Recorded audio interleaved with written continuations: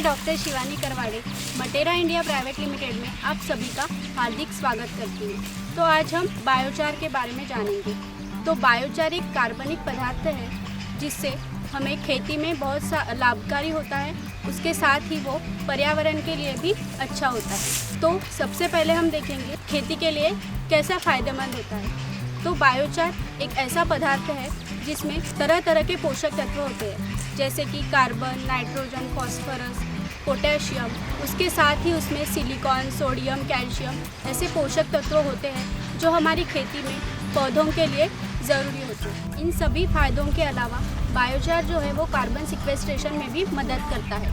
ये मिट्टी की उर्वरकता को भी बढ़ाता है और जो हमारी फसल है उसका उत्पादन भी बढ़ाता है। तो हम अभी देखेंगे कि बायोचार हम कैसे बनाते हैं।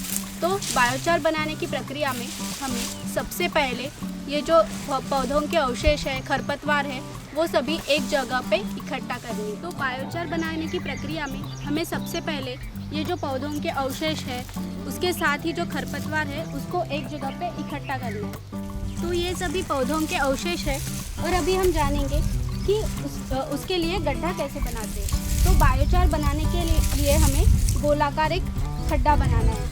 तो इस खड्डे का जो माप है वो है, हमने यहाँ पे 2 मीटर डायमीटर का गड्ढा खोदा है और उसकी गहराई है 1.5 या 2 मीटर। तो अभी हम इस गड्ढे में जो हमने पौधों के अवशेष इकट्ठा किए हैं वो डालेंगे। तो हमें ये पौधों के अवशेष ऐसे डालने हैं कि हमें ऐसे ज़्यादा ऐसे भरे हुए नहीं डालने हैं। ये ध्यान रखना है कि इसमें हवा बनी रहे ताकि अच्छे से आग लगे और जो हमने जो पौधों के अवशेष उसमें डाले हैं वो अच्छे से जले और उनका कोयला बने। तो अभी इन भाइयों की सहायता से हमने जो सभी क्रॉप रेसिड्यूज है, पौधों के अवशेष है, हमने इस गड्ढे में डाल दिए हैं। तो अभी हम देख सकते हैं कि हमारा जो कोयला है यानी कि बायोचार वो तैयार हो चुका है। तो अभी इसे खेत में अप्लाई करने के लिए हमें आगे का प्रोसेस करना है। तो अभी ये जो कोयला बना हुआ था तो उसे हमें खेत में अप्लाई करने के लिए छान लेना है। तो छानने के बाद हमारा जो बायोचार है वो ऐसा बनके रेडी होता है जिसे हम खेत में डाल सकते हैं। ये जो हमने जो बायोचार है वो छान लिया है, तो ये ऐसा बनने के बाद हमें इसमें कोई भी कंपोस्ट या वर्मी कंपोस्ट या FIM ऐसे में मिला के हमें इसको अप्लाई करना है।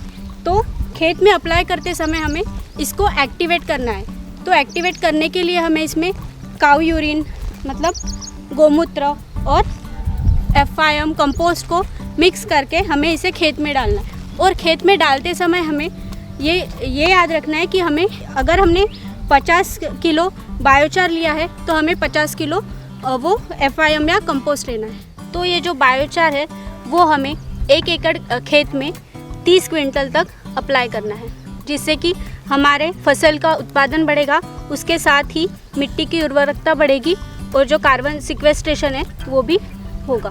वीडियो देखने के लिए धन्यवाद। ऐसे ही जानकारीपूर्ण वीडियो देखने के लिए मटेरा के चैनल को सब्सक्राइब करें और ध्यान रखें स्वस्थ माटी मुनाफे की खेती।